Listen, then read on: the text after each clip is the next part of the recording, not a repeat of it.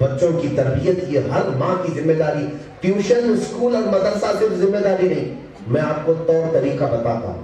روزانہ اپنے بچوں کو لے کر بیٹھیں، سونے سے پہلے اپنے بچوں کے ساتھ مشکل سے صرف 10 منٹ گزارو. 10 منٹ. اس کے لیے تمہیں محنت کرنے کی ضرورت پیش آئے گی، لیکن وہ محنت میں آسان کر کے دیتا ہوں. آپ اولیاء کاملین کی کچھ کتابیں پڑھیں.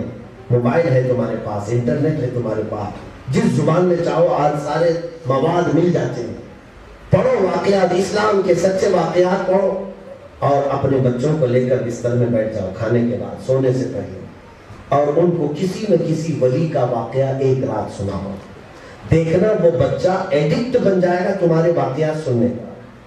یہ ہوا ہے، ہم دیکھ چکے. بچہ ضد کرنے لگے گا کہ آج مجھے وہ واقعہ سناؤ، آج یہ واقعہ سناؤ، آج یہ واقعہ سناؤ.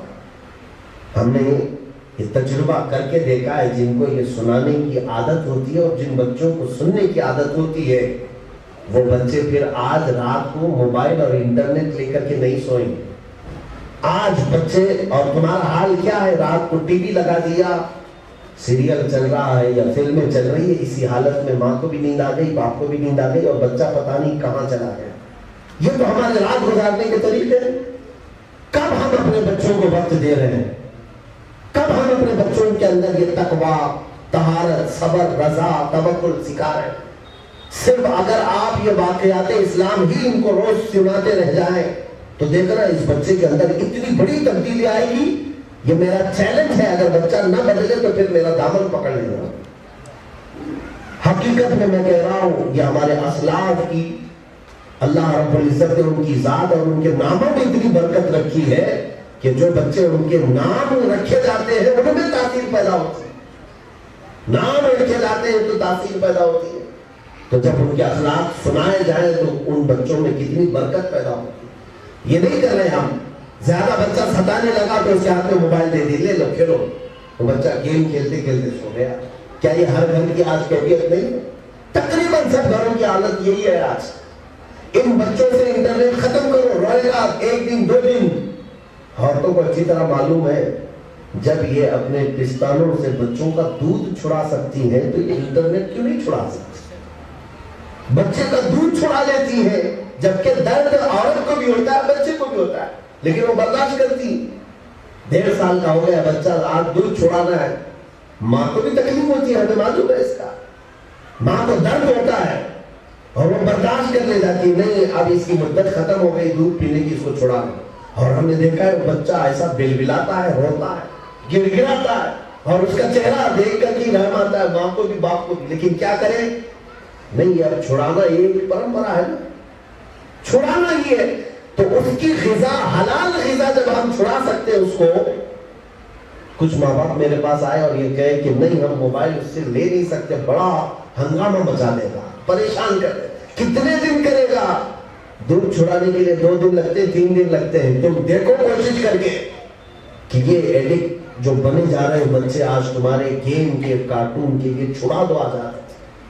اور چھڑانے کے لیے ایسا نہیں کہ تم نے موبائل کھینچ لیا اور مار دیا، ان کو آئندہ سے پکڑنا نہیں. چھڑانے کا طریقہ یہ ہوتا ہے، ایک کوئی چیز لے لیا آپ نے تو اس کے بدل میں ان کو بیزی کرنے کے لیے دوسری کوئی چیز تو دو. دوسری چیز کیا دیں گے؟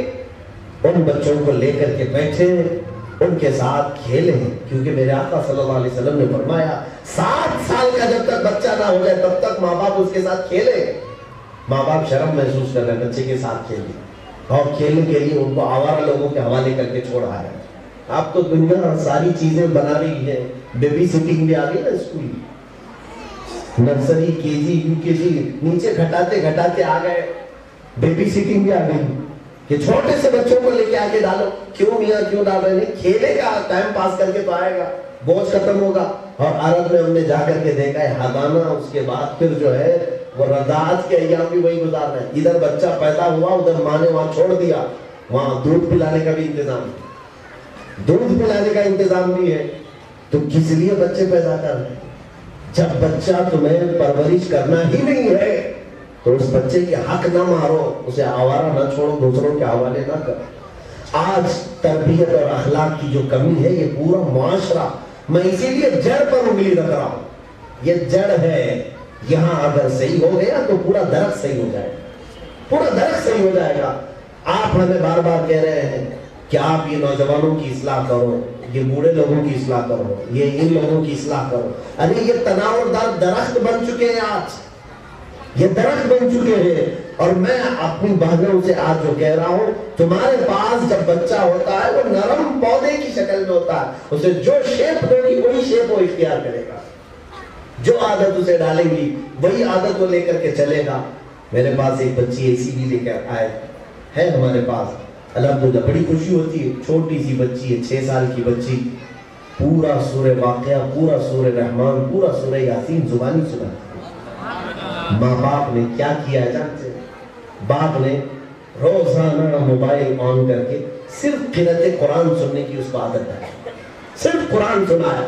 اور وہ بچی کو اب بھی مدرسے میں آتی ہے، دیکھ کر کے قرآن پڑھنا نہیں آتا ہے لیکن سورہ یاسین پورا یاد ہے، دیکھ کر کے قرآن ابھی نہیں پڑھ پاتی لیکن سورہ واقعہ پورا یاد ہے۔ میں سن چکا ہوں۔ میں اس لیے یہاں بات کر رہا ہوں کہ ایک موبائل کا یہ اچھا یوز بھی تو کسی نے دکھایا، یہ ہے اپنے بچوں کو اگر یہ دے بھی رہے ہیں تو یہ چیزیں دیں ان کے اندر، بدل کر کے دے سکتے ہیں آپ۔ آج بچوں میں صبر اور تقویٰ، طہارت، اللہ کا خوف ڈالو ہر بچے کے اندر۔ ایک بات ماں یہ سکھائے بچے کو کہ بیٹا تیری آنکھیں ہمیشہ سلامت رہیں، اگر تیری نگاہ کسی اور لڑکی پر پڑتی ہے تو یہ سمجھ لے کہ تیری ماں بھی عورت ہے، تیری ماں بھی عورت ہے۔ بچے کو یہ خوف دلاؤ کہ تیری ماں بھی کسی وقت جوان تھی، اگر آج تو نے کسی اور پر نگاہ ڈالی تو بدلے میں ہو سکتا ہے کہ کوئی درندہ تیری ماں پر بھی نگاہ ڈالے گا۔ ماں یہ ڈر پیدا کرے اپنے بچوں کے اندر، آج تو اگر کسی عورت پر نگاہ ڈالتا ہے تو تیری بہنیں ہیں گھر میں، کوئی دوسرا درندہ تیری بہنوں کو اچک لے جائے گا۔ تو یہ عورتوں کے ذریعے سے اصلاح ہو سکتی ہے، ہمارے بچے سمجھ سکتے ہیں، عورتیں اس میں نہیں کرنا چاہتی۔ صبر اور توکل اور قناعت کی بات میں کر رہا ہوں، یہ کیا چیز ہے؟ اللہ پر بھروسہ۔ امام شافعی رحمۃ اللہ علیہ کی ماں کی بات یاد آتی ہے، اللہ پر بہت چھوٹے میں مکہ مکرمہ بھیج دیا تھا امام شافعی کی ماں نے پڑھنے کے لیے۔ حضرت امام شافعی بہت چھوٹی عمر میں حافظ قرآن بن گئے، حافظ قرآن بن کر کے جب اپنے وطن لوٹ رہے تھے اور عالم بھی بن گئے تھے، چھوٹی عمر، پورے گاؤں میں چرچا ہو گیا تھا کہ ہمارے گاؤں کا بچہ حافظ بن گیا ہے اور عالم بن گیا ہے، عمر بہت کم ہے، جلدی بن کر کے آ رہا ہے۔ پورا گاؤں امام شافعی کے استقبال کے لیے باہر چلا ہے۔ امام شافعی پڑھ کر کے آ رہے تھے اپنے گاؤں، لوگ نذرانے، ہدیے، تحفے لے کر کے پہنچے، کوئی ہو سکتا ہے اس زمانے کا جو رواج ہوگا۔ امام شافعی کی بہت آؤ بھگت ہو رہی تھی، پورا مجمع تھا۔ امام شافعی جب گاؤں میں پہنچے لیکن ان کی ماں وہاں نہیں تھی، ماں نہیں آئی، پورے گاؤں والے لوگ ہیں استقبال کرنے کے لیے، امام شافعی کی ماں نہیں ہے۔ امام شافعی ڈھونڈ رہے ہیں میری ماں کہاں ہے، میری ماں کہاں ہے۔ جب نہیں ملی ماں تو سیدھے گھر آئے تو دیکھا گھر کا دروازہ بند ہے، تو امام شافعی رضی اللہ تعالیٰ عنہ نے دستک دی، ماں ان کے اندر گھر میں بیٹھی تھی، دروازہ کھولو۔ ماں نے کہا، ماں سے پوچھا، ماں تجھے معلوم نہیں کہ آج تیرا بیٹا آ رہا ہے، پورا گاؤں آئے ہیں مجھے لینے کے لیے، تم نہیں آئی؟ امام شافعی کی ماں کیا کہتی، بیٹا میں سن تو چکی تھی کہ تو آ رہا ہے، لیکن مجھے یہ بھی پتا چل چکا تھا کہ بہت سارے لوگوں نے تجھے نذرانے بہت دیے، تحفے تحائف بہت دیے ہیں، اگر میں آج استقبال کے لیے باہر آتی تو کہیں دنیا یہ نہ سمجھ لے کہ شافعی کی ماں نذرانے دیکھنے کے لیے آ گئی۔ میں میرے بیٹے کے مال دیکھنے کے لیے نہیں چاہتی، میں صرف تیرا تقویٰ دیکھنا چاہتی ہوں، اور میں نے تجھے علم حاصل کرنے کے لیے بھیجا ہے نہ کہ مال حاصل کرنے کے لیے۔ امام شافعی دروازے پر کھڑے کھڑے جتنے تحفے ملے تھے سب وہیں پر پورا کا پورا صدقہ کیا، پورا کا پورا صدقہ کیا، اور اس کے بعد اپنے گھر میں اندر داخل ہوئے اور کہا، ماں جس حال میں گیا تھا اسی حال میں تیرے پاس آیا۔ یہ وہ خواتین تھی جنہوں نے اپنے بچوں کو پل پل قدم قدم پر تقویٰ سکھایا، اللہ کا خوف۔ یہ نہیں کہ ہر جگہ سے تم لالچ کے ذریعے سے ادھر منہ مارو ادھر منہ مارو، کہیں سے تو لے کر کے آؤ۔ آج دیکھیں گھروں کی جو پوزیشن ہے، کچھ بیویاں اپنے شوہروں پر اتنا چڑھی ہوئی ہیں، کہیں سے تو لاؤ، حرام ہی لاؤ، صحیح گھر چلاؤ،